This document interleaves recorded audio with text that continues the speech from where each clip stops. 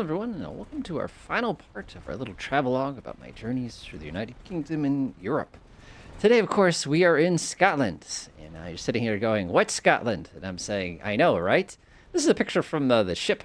If you got like a perspective on sort of what's going on here, we're currently in Greenock, Port Glasgow. If you want kind of a perspective, and you can see it was so heavy that you could see about 75 feet, and then it would just sort of cut off. But the good news is this is just in the morning. The conditions did improve by the time it got a little bit later in the day, but it's just kind of putting that in perspective for you as far as what is my initial impressions, and this is kind of my initial impression there. But realistically, this is our final. We spent 2 days in Scotland total, and again, this is kind of what it looked like when things got a little bit better. You can see it just a little bit better as far as visibility goes, but throughout the day, things did go great. On this, of course, we're a Flight Sim series. This is our lovely Grum and Goose. The reason I'm going with this aircraft today is because one of the big things we saw a lot of was the lochs, and of course, and the firths.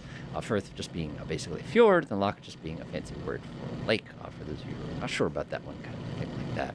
So I needed something that was a little bit more amphibious, and the Goose absolutely does a beautiful job of it for that particular purpose. And it will allow us to kind of see a lot of little things that we might not be able to see otherwise, kind of a deal like that. So we arrived in Scotland, like I said, Greenock. And one of the cool things in Greenock, of course, and I'll share this with you a little later on, is actually not in Greenock, on the other side, but we'll get there a little later on, is the actual fact that they did oil rigs, and they were actually doing maintenance on them. So it was actually pretty cool to see. But when we first arrived here, like I said, the weather was not nearly as good. One of the things we can't see, unfortunately, is actually pretty good looking, is the fact that our lovely loch here basically had all of these little markers on either side, basically going up it, but the tide was way out. So it was basically this tower of green stick just kind of chilling here. But one of the things they were teaching us right away, of course, is about the lovely whiskey production, which is a very, very big deal here. In the U.S., we would call it Scotch whiskey. But again, for them, it's just whiskey without the E, kind of a thing like that. And they were telling us stories such as the fact that the trees would all be black around areas where they were basically have the bunkhouses, where they're basically storing the whiskey for the purposes of aging it in barrels. And the reason that would happen, of course, is the angels share. Basically, a certain portion of the product would basically evaporate, and it would get into the trees, and it would turn all the trees nearby basically a very, very dark color. So if you're looking for people who are moonshining or doing all other naughty things like that, you just found all the black trees, and it basically made it a little bit easier to sort of spot them. So Scotland, of course, when we arrived, like I said, not the best. You probably saw a really good picture of that. But basically, you have a bunch of different things. Most people live kind of in the south regions, sort of the major city, Glasgow, of course, Edinburgh, if you want to go to the other side of things. But we were interested in seeing the countryside. And man, countryside we got to see. And I was very, very excited about that. Now, if you have followed along with us so far, and I've seen all the other ones that we have done, you probably noticed my comment about bridges. It still stands. They just don't do the bridge thing as much in the United Kingdom. It's just a general gist. We had to actually drive all the way around, or a lot of times they have tunnels. So the particular excursion that we were on for this one was taking us between the lowlands and the highlands. And one of the wild things is as we were driving along here, basically, again, this is much, much nicer. And again, I'll show you pictures in a second. We were cruising. You can see you got the motorway, the dual carriageway, as I've learned to call it, kind of a thing like that, making our way up this direction towards Loch Lomond. Now, a lot of really cool things here because the actual fault in the earth where the highlands and the lowlands are is actually, you can basically see it. There's a roundabout, and you go from one side of the roundabout to the other, and you're literally going from, like I said, the lowlands of Scotland, which is what we're flying over right now. Yes, these are lowlands, all the way to the highlands, which if you look right off by 12 o'clock, you can see so clearly how the mountains literally go from, a few hundred, what do we got here? Let's see, we're at 1,500 feet, 1,600 feet, to suddenly 3,500 feet, like the snap of a finger kind of a thing like that. And there's that moment basically right across here where that dividing fault is. Now, the crazy thing is, as I was mentioning, very populous down this way. Again, you can see this is a major city. Again, keeping with that amazing UK charm kind of a thing like that, with all the old buildings. Do not quote me. I'll think of the name for it in a second, the traditional Scottish house. But, basically driving up the side here, kind of sucking in all the different stuff as we're kind of going through. We can take a look at it. But kind of cool things. One thing we did is we visited something called Loch, which was a neat little town here. It has houses like this, which I just had to take a snap of because I just thought it was like the most wild thing, kind of a deal like that. But the thing that was so amazing, and I'll go ahead and steal my other shots here, and you'll be able to see the right side here, it's just the fog. Like I showed you in that previous picture, it was omnipresent this day. You can see the way it just kind of makes its way down, concealing this massive mountain that's basically goes up to about here in the line here. And of course, all the tourists would run up here and take their pictures. Haha, me too. And again, just taking really quick snaps here. There's a lot of forestry in this region. And you get these really neat places where you've got forest, for nothing. You always think of I'll take a stereotypical story here, like Braveheart or something. You get kind of that look of, sort of everything being cut off. But if I actually go back over here really fast, you can actually see exactly what I mean. By the way, the roundabout, I think it just passed. Notice how it's like a line, it literally, and now we're in the highlands. Like you snap your fingers and here we are. So, of course, into the highlands, and it is exactly as advertised, as I showed you from that earlier snap there. It was basically all of a sudden you're in the mountains, and I'm taking a look over here. We're looking at 2,000 feet, 2,200 feet, 3,000 feet, and they have all these incredible mountains. They have something called the Monroe Range of these particular heights, and somebody always has to try to climb all the Monroes, so to speak, and it's just so fascinating. One of the biggest one, Beacon Hill, right off my 12 o'clock there. I cannot quote you on its name. I'm going to try to find it. Ben Lomond, which is going to be right over there. And I think there's one actually slightly bigger. But we learned a little bit about the local language here. There's Gaelic and there's Gaelic. They're basically two different languages, even though they're very similar. They'd probably understand each other. But again, there's a little bit of kind of differences. And as you can see, we're just kind of cruising along here. I'll go ahead and kind of share. Again, the fog was very, very cool, as you saw from kind of earlier there. But you got this beautiful loch here and up top. Lots of little things we learned when we were on this journey. I'll try to steal another one. Yeah, this is less proper here with all the basically identical old school houses. Just kind of here, like I said, these little mountains just sort of poking out the top. I wanted to go running up the side of those so bad because there's just such a neat region. And again, we're artificially improving the weather here. But one of the things I learned, which I thought was really interesting along the way, something I did not know. Again, I don't know much, as you probably know. An ignorant American over here. Was you take the high road, I'll take the low road. You're probably familiar with that song, and of course it brings up the word Bonnie and all those other things. And the low road, you died, so to get back home, you had to take the low road, basically, if you want to imagine, through the ground, sort of a thing to get back to it. And when I went and looked up the lyrics to the song later on, I'm like, oh, kind of one of those sort of a things. And it's just to put that song in perspective, and they actually played it for us on the bus, which I thought was kind of interesting. Like I said, kind of get an opportunity to kind of see it. We just passed Luss, by the way. Let me turn back here, but Luss right over there, so you can see roughly where I had taken that picture. But we were cruising up here again, up Loch Lomond, which is a very, very, very big lake. Like I said, it's a very lengthy lake kind of thing. It is not the deepest lake. We'll see that a little later on. That's Loch Ness. We'll check that out later. We had a very, very fun adventure here. But, you got to imagine running up the coastal side here. And one of the things my wife and I were discussing is the fact there's not a lot of housing developments. I look again, if you've been following along this entire series so far, you've heard me say this already. But like what in the United States, if we had something like this, there'd be a house every 6 feet along this coast because it's beautiful.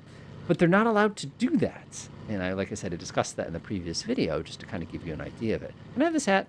But one of the things is that they just don't allow you to do that kind of development in order to maintain the image. And I'm so spoiled that I get to see this. And one of the things we were talking to the tour guide about, of course, was the fact that a lot of Scottish industry, it's moved out. It's basically left. And what they have left is tourism and logging and whiskey. And again, there's more, obviously, way more than that, especially for folks who kind of see that. But it's like kind of this ongoing, almost societal shift. And it's one of the things is, well, we won't let new houses go in because we want it to look good. But we need new houses because nobody can find a place to live. And, it's like this vicious cycle that, we see in the United States. But, the Europeans have lived it for quite a while now. And it's kind of this ongoing trend.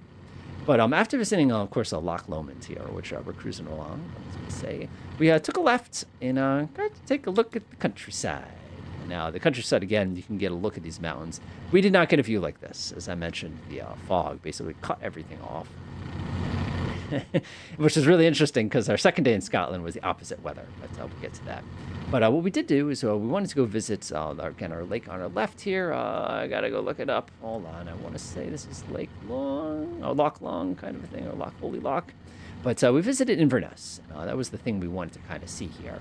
But in order to get there, we had to take the road. There's two roads here. There's a proper, let me see if I can flip over this view real quick here so you can kind of see it. There's the A road over there on the right, and then on the left, there's the Old Military Road. Now, by Old Military Road, no exaggeration, it was designed for 4 across walking. So we got an interesting experience that kind of came out of that. And I'm going to kind of head up this way on the right. give us a little bit more power as we sneak out. And when I say this road is narrow, I mean this road is narrow. Wow. Let me see if I can get a picture here of just how incredibly narrow this road is. But one of the things is they were doing, here we go. You'll like this. Take a look. So this is the road we took, and what they would have to do is they'd have to build caravans of cars to take it. This is the big A road here. I'm basically doing construction because it kept falling. But what would happen is you get a little stoplight, and they'd have a little safety car that would come out and basically take a big chunk of cars up this one-lane road, drop everybody off, and then grab another bunch and take them back the other way. And this would go on for basically hours. And you can see the just how long the queues are. We don't have lines. We have queues. But giving an idea of just how tight that was, let me go ahead and take my turn here before I miss my turn. One of the nice things, that wouldn't be this hard with a goose in the real world. These are ancient plains if you happen to have your hands on. Also, tailspin, woohoo! But one of the wild things is let me go ripping up this canyon here. I'll go use some power here. I got plenty. There, right there. Yep, there it is. And you can actually see, just like I was showing you a couple minutes ago, like I said, the A road, and this very, very, very narrow road. And then over here on the right, if I kind of take a look out this side again, I'll go ahead and show you what that looks like. Yeah, there we go. So you can actually see what this region looks like and just how green it is. We just stick my head out the window for like a quick snap, kind of a thing like that.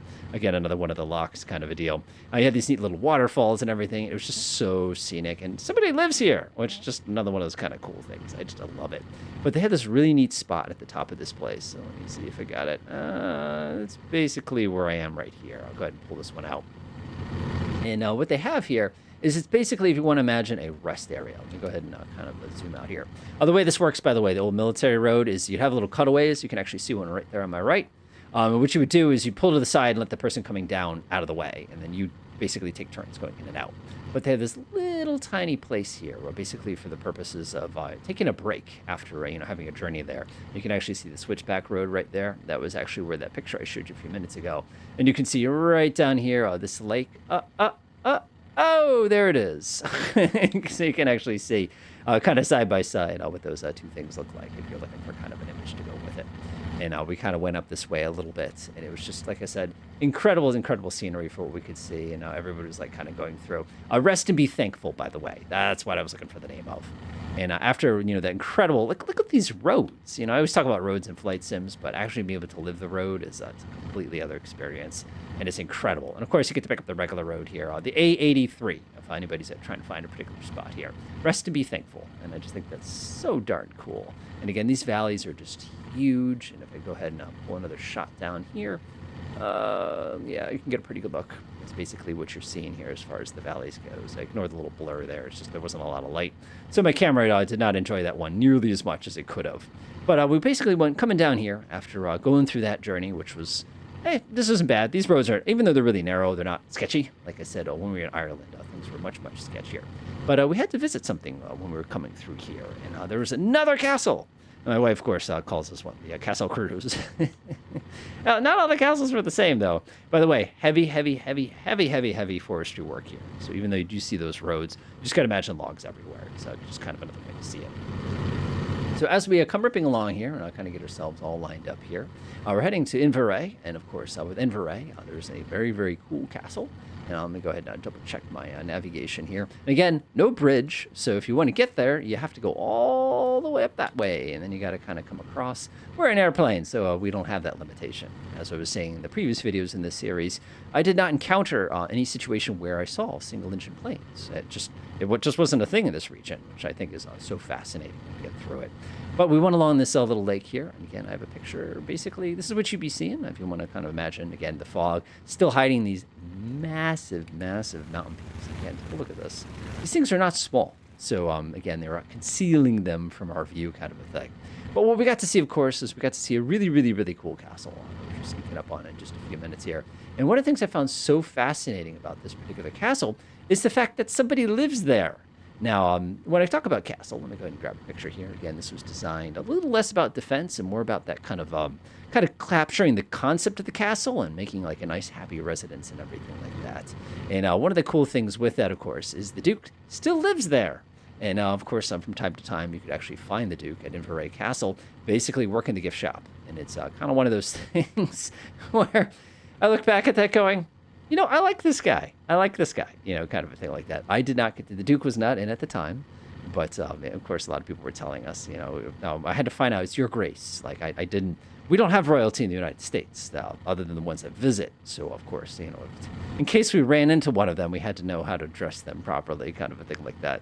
So, like I said, it's very, very different. But people are always having fun conversations about, the different, like bumping into the Duke. Oh, I found the Duke here, the Duke there, something like that. And the castle is right there, or basically coming up on it. And, one of the things is that they did not model this one nearly as well. But if you look up really close, do you see that really sketchy, that really, really steep bridge there? It is just as sketchy as it looks, and it's actually sketchier. Actually, this is the castle. This is the castle. Slow down a little bit here. There we go. And you can get a really good look at it. And again, beautiful grounds, just like I was mentioning before. There's the castle. They have everybody's favorite castle gift shop. And, of course, their big thing here is their clan patterns and things like that. And we went into that, and we tried to find, like, a really, really interesting one. So you can get, like, custom ones made and everything. It was just, like, the most fascinating thing. And I've got, let me see if I have any other snaps real quick. I'll show you one creepy thing. Here we go. There we go. Boop. There's a good picture of it. You can kind of see it kind of hiding there in the woods and had the whole town. But one of the things we found really, really interesting when we were traveling through that castle and kind of ripping through this region here was the fact that there was this one room that was like a child's bedroom or something like that. And this thing was in it. And of course, this was made by the grandmother, and it was designed to be like this nice doll and everything along those lines. And it's wonderful in every way. And I'm just going to let you look at it for a few minutes and just you can probably think what I was thinking when I first saw this. And I think the best thing I heard about it, of course, was one of the docents who basically was working inside that room said, what I always do is I stand here so that the doorway blocks the line of sight to the painting, which is to the left. I didn't take a picture of the painting, as well as that doll, because, people like come back and the doll's head will have moved or something like that. I think you can use your imagination as to what we're kind of hinting at here. But, of course, this was basically grandma making a really, really nice doll for grandkid. Like, that's all it really was, kind of a thing like that. But you can imagine, like I said, my impression when we first encountered that. So sneaking out, again, I'll show you again. Weather improved a little tiny bit, so you can see things are starting to open up a little bit, kind of a thing like that. And we got a little spoiled on the ride home. And the reason we got a little spoiled, of course, was the fact that we got to take the ferry. Again, like I was mentioning, we don't do bridges, but we did get to take the ferry, which was really cool because we basically rolled on. And you can get and see so many windmills in Scotland. Like I said, everywhere we visited, you had tons of those, and you can see how everything was starting to lift and get a little bit better as we were kind of cruising along here. Beautiful terrain. The people were very nice. I got introduced to a couple new things, such as tablets.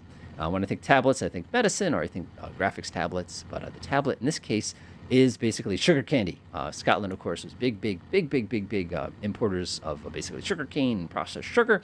And, of course, they have really awful weather, as you probably noticed. And so we got to see the entire Scottish summer. I'll show you in a minute. And, they basically have these incredibly strong sugar candies called tablets. So, of course, we had to get those. And we stopped by, we got a hotel lunch, which was chicken. But, of course, it had blood sausage, which that's a new one for me. I didn't think it was bad. I mean, I kind of wanted to try haggis. That's what I was hoping for. But we didn't, of course. Then there was bagpipes. But, they've got to do the things to please the tourists, kind of a thing. So our journey in Scotland, like I said, for the first day, we basically took the ferry, got back to the boat, but our journey in Scotland had not ended, because the following day, we visited a different part of Scotland. Now, the cool thing here is we basically went over the top of the UK, through the big strait there where the North Sea and the Atlantic Ocean basically run into each other. Like I was mentioning from those pictures previously, it was foggy. Basically a perspective there. And the clouds did not break at all at any point that day. At no point were we able to actually see. So what I will do, of course, for the benefit of my audience here, is we have a bit of a journey. I have to go all the way this way and basically fly, and I'll teleport like this. And, of course, now we're on the other side of Scotland. And the weather improved considerably. This is, of course, Loch Ness. Now, the interesting thing with Loch Ness is when we had originally, tried to set up like our excursions and everything like that, we wanted to see Loch Ness because, it's Loch Ness. It is has more water in it than all the lakes in the United Kingdom combined does, which I just thought was kind of cool. And, of course, there's a whole little lore, and I think you can guess what the lore is about and everything like that. But this is the other side of Scotland. As you can see, the things were a little different. And, of course, we got to see all down Loch Ness. We got a nice little drive through the countryside. Like I said, things had improved a little bit. And the incredible thing is as the day progressed, the weather just got better and better and better. And as you can see here, this Urquhart Castle, you can basically kind of barely make it out. There was a really, really amusing thing that kind of went along with that one. And we'll come sneak up on it in a few seconds here. I got to make sure I'm in the right spot. There we go. But the crazy thing about Urquhart Castle there is they have this little video that they play, like in their little kind of visitor center is the best way to kind of describe it. And in the video, at the very, very end, the curtains open and they reveal the ruins of the castle after telling you all about the castle. And again, the reason the castle was so incredible is the fact that it was so effective at being a defensive fortification that they basically had to blow it up to stop people from using it as a defensive fortification. So it's kind of one of those situations where it's like, oh, I see what you did there, kind of a thing like that. But the curtains open at the end of the video, and they're very, very slow-moving curtains. So the tour guide goes, ta-da, kind of when the curtains finished opening, because it was basically taking its sweet time to kind of get in a position there. And again, you'll notice not a lot of land, like a lot of development, just like I was kind of mentioning before. But we just went ripping by it. So let me go ahead and snap myself around. No, I did not see Nessie. And if you ask my opinion, there was a very, very hard debate between one of the younger guests as well as the tour guide about it. The tour guide was very adamant about it, and the younger guest was very adamant about not it, kind of a thing like that. But we check out this great castle, which you have to imagine, just strategically speaking, perfectly situated, like absolutely 100% perfectly situated. You can see everything. You control the road, everything you can possibly imagine. The weather had completely changed. Look at that. It had opened up completely. You have the beautiful view, again, of this amazing, amazing mountains in the distance. Here's the kind of like the little visitor center here. It kind of reminds me of like a little bunker. Like I said, you can see the curtains and everything. And then you can have, there we go, kind of a shot of the actual castle and everything, and the lake. And of course, you saw some cruise ships in Flight Sim as well, just getting an idea of kind of the way that kind of broke itself down. And again, going back to these incredible mountains, again, some of these could be used as ski slopes. Everybody who was, our tour guides and our Scottish people we talked to said this is the entire Scottish summer. Enjoy it while you can, kind of a thing. And of course, like I said, it got up to between 19 and like 21 degrees that day. That's Celsius. And it was very, very, very, very comfortable. And like I said, it was amazing. And the incredible thing is we got to see a BMW driving the wrong way on a roundabout. And basically making a BP menace is the best way to describe it. Again, the castle would have been right down there. But we don't get a good look at that, unfortunately, for Flight Sim. But one of the cool things, of course, that we got to see after seeing Loch Ness, like I said, it was just nice to see the lake, and I just thought it was really cool. You gotta love, there's your artsy-fartsy shot. You gotta get the artsy-fartsy shot. Like, I mean, come on, why would you not? But here's a really, really good snap of the actual lake. I went down, I had to touch the water. It was warmer than I expected. So I kind of like that. And like I said, I love my panoramic shots because they're just really, really, really cool. And I went ripping around that. And after we finished there, I'll keep the Flight Sim for a second here. You don't have to see all my family photos, kind of thing like that. Is we decided to take kind of the not main road back. And as you probably noticed in the general trend here, is that we just have roads here that we just don't have in the United States. We have very, very big cars. We have very big trucks, or lorries. And it's just different, but we went on this road, which basically started right over here on the left. And the crazy thing about this road is it's essentially a logging road. It's a very narrow, I think it was something like a 15% grade or something, like insanely, insanely, insanely steep grade to get up the side of this mountain. But one of the incredible things is because the visibility was so darn good during this one, we got to see the heather. Now, the funny thing about heather is this is a purple plant, and it is everywhere. It's basically like a weed. And you look at these mountains, and again, this is not going to do justice compared to actually seeing this here. But basically, you'd be ripping along these mountains here, and it'd just be purple everywhere with the Scottish castles, that too. Scottish cottages, there we go. I knew I could speak at some point today. Basically along the sides of the road. And they had these deer fences because they have a problem where they basically don't have any wolves. So you can see not a lot of trees.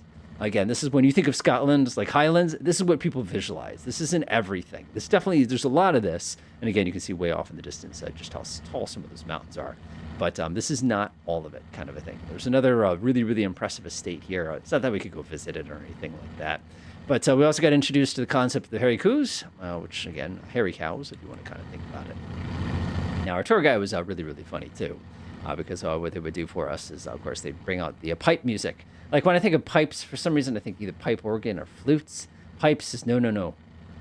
Bagpipes. And, of course, they were discussing, learning how to play the bagpipe. And my son decided to pick up the bagpipe, and they had all sorts of really disparaging things to say about it, even though they had no problem basically deafening us with it on the bus, which I thought was pretty funny.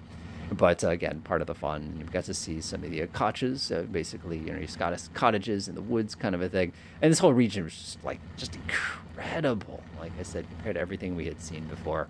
And one of the wild things is, as usual, ripping on these, country roads, very, very high, very, very low, everything along those lines. And you finally get to the top of all this. This is the Glassben Minor Moor, and you crest the top. And this is again one of those things that probably should have taken a picture of. My partner's probably got all the really good shots of this because she had a better seat there. But you basically, what we see here is what you saw in the picture. Because the visibility had improved so much, you could actually see all of it. And it was just breathtaking. It just I could not, one of the comments I made in a previous video in the series was farming simulator. It, everywhere you looked, there was, like I said, the hurricanes. You had straw everywhere. And it was just, as far as you could see. Again, you could see the Lochs and the Firths. So way, way, way, way off in the distance as you're coming down this, basically off the sides of these incredible mountains here, and just absolutely sucking it all in. And it's just breathtaking, amazing that people live here. And they were talking about, how challenging it is to find housing again. Like I said, it's been the ongoing theme, and how, in Scotland, people don't live here. There's only 200,000 people living in the total Scottish Highlands. It's nothing compared to the rest of it, because there's no place to be. And also, where's your industry? It's all south of us in Glasgow and stuff like that. So, of course, our journey continued. We went basically right off our right there, if you want to think about it. That's kind of the other side. It's our Loch Ness kind of a thing. And we proceeded down south here, actually, we're heading north at this particular time. What are we talking about? And there's a good look at that road, kind of a thing like that. All the way back. And like I say, Inverness is going to be our terminus here today. But one of the cool things we got to see, other than, again, all of this with the purple heather and, the straw, and it's just so picturesque. You always joke, if I need to make a photo calendar, what would it look like? And here's a good idea of kind of with the region. Again, flight sims just don't do justice to what this looks like when you actually can see this for yourself. It's amazing. It just melts the brain that this is what people get to see when they come home from work, kind of a thing. Of course, there's only one day of the Scottish summer, so maybe only one day a year they get to see stuff like this. But this particular mountain in this range, they were talking how it's very tough for farmland in this particular area, but it still looks amazingly beautiful. And like I said, a lot of people living, a lot of the small towns and everything like that. But one of the crazy things is, and I hinted about this earlier, was the fact that they do work on North Sea oil rigs here. Now, you always see oil rigs in movies. You got the terrorists with their basically MAC-10s and taking shots at, the hero or whatever on the oil rig. Or maybe you got James Bond. I think Diamonds Are Forever. There we go. I remember. Running around the oil rig kind of thing. You see these things and you don't realize how big they are. And one of the cool things that we got to see, of course, when the fog went away, is we got to see an actual oil rig. They're basically painting it. Now, it's one of those things I wish I could zoom in to show you how huge this thing is. I'm on the ship on the 15th floor taking this picture to give you an idea of just how huge this thing is. And it's massive. It's basically a floating city. And they have the huge derricks there. And I just remember basically ripping through to kind of getting a chance to take that picture, kind of a thing like that. And here's another picture kind of the countryside, just kind of giving that perspective. But I was just, like I said, so thoroughly impressed with all of that, this entire region. And then, of course, the sad thing had to happen. And the sad thing, of course, was that our journey had come to an end. We had done our, basically, like I said, it was a 12-night, a couple days at sea kind of a thing. And one of the things I got lucky, of course, was kind of heading out. It was an opportunity. Again, you can see the window of the ship. I can't win them all. It was just, seeing the sun kind of peek through when the weather had kind of improved, sort of a thing. And then, of course, afterwards, visiting Amsterdam and getting to see all that kind of stuff. But it was an incredible trip. It really, really was. And as we get ready for our kind of landing here to kind of polish things up, actually going to come to my right a little bit here to get ourselves a little bit logged in. I'm going to get it wrong every single time.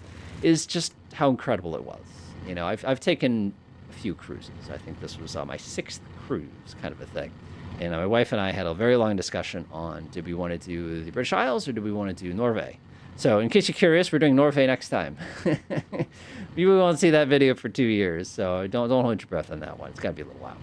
But, I was arguing for the British Isles. She was arguing for Norway. We went back and forth, and we settled in the British Isles.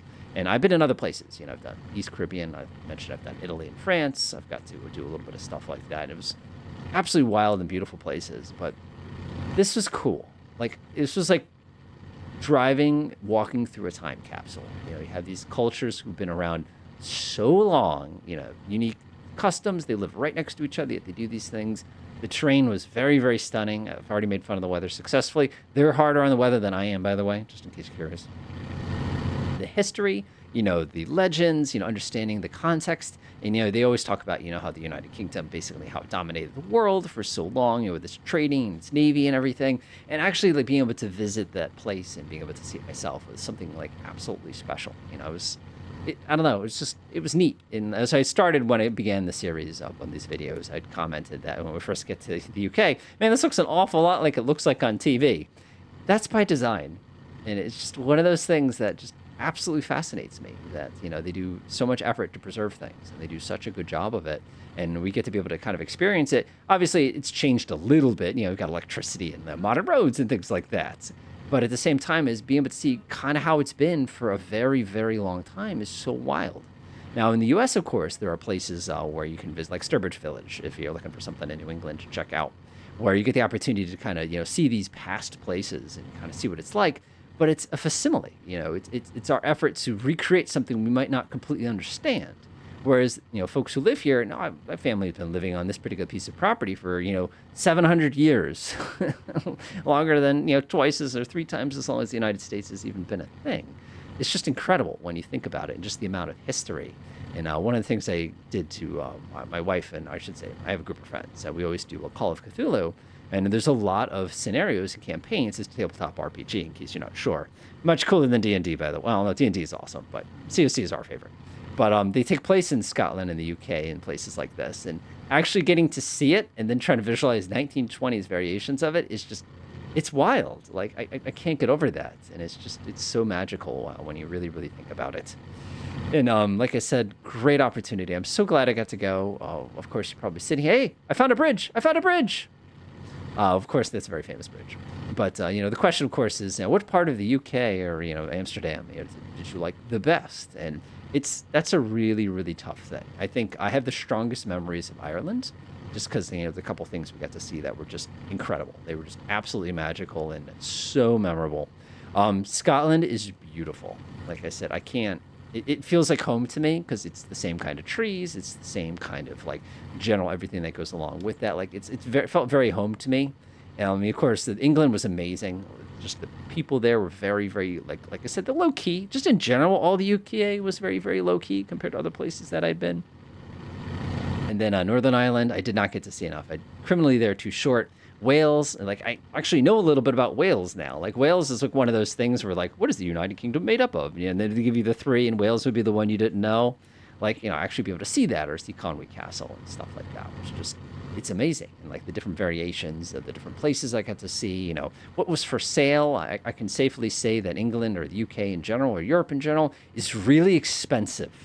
Like the United States, I'm not going to say things are cheap by any means, but like you don't have to pay 15 GBP for like lunch. Like that's a lot for lunch. Like, and not to say that you don't spend that much in the US sometimes, but like if you just want a quick whatever, like that's a lot. And it's just, again, of course you take advantage of the tourists and you charge things that are more expensive, but things were very expensive. Even like going back to alcohol, certain things were stupid cheap. Like, you could get a pint for like 250 GBP or something like that, which is incredible. But like, you'd also like, oh, here's Macallan or something like that. This is from the source, from the Spey region, kind of a thing like that. I thought it was Speyland, like Spaceland. Like, I'm awful like that. As I probably made pretty clear at this point. But, and those things would be, 450 GBP. And I say Great British Pound is when I say GBP. And we're like, with Euro, it's like, oh, this will be a 70 euro trip. How long is it? Oh, about 10 minutes in a taxi. I'm like, what? It's just, I don't know. It's just one of those things. And I just don't know how people, it's just different. And I feel like I need to live here for a while to really, really, really, really understand it.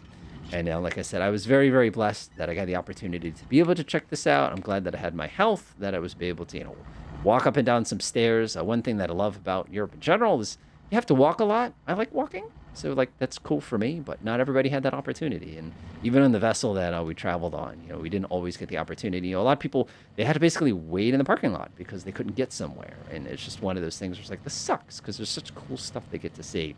There were definitely some things that were very touristy. Everything was very crowded in general. I think the least crowded things we saw were in Scotland. Again, you saw the weather, but just in general, it's just, people trying to see it, which is awesome. But man, there's a lot of people trying to see it.